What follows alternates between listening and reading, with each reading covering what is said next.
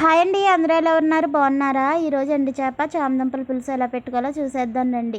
ముందు చామదుంపలు ఉడకపెట్టుకుని పొట్టు తీసి పక్కన పెట్టేసుకోవాలండి. స్టవ్ మీద గిన్నె పెట్టుకుని గిన్నె వేడెక్కిన తర్వాత నూనె వేసుకోవాలి. నూనె వేడెక్కిన తర్వాత కొంచెం పసుపు వేసుకుని ఎండు చేప ముక్కలు వేపేసుకుని పక్క తీసేసుకోవాలి. ఎండు చేప ముక్కలు వేగిన తర్వాత అందులో ఉల్లిపాయ ముక్కలు అలాగే పచ్చిమిర్చి కూడా వేసుకుని బాగా వేగనివ్వాలండి.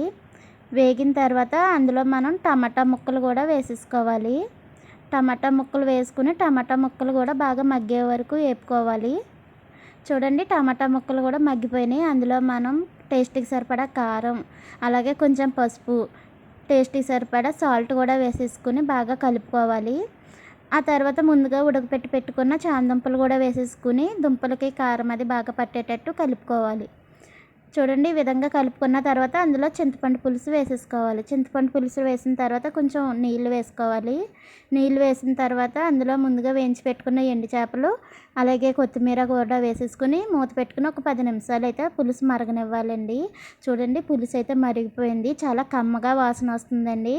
పులుసు రెడీ అయిపోయింది. ఇంక స్టవ్ ఆపేసుకుందాం. చాలా టేస్టీగా ఉందండి. వేడి వేడి అన్నంలో వేసుకుని తింటే చాలా బాగుంటుంది. మీలో ఎంతమందికి ఇష్టమో కామెంట్ చేయండి.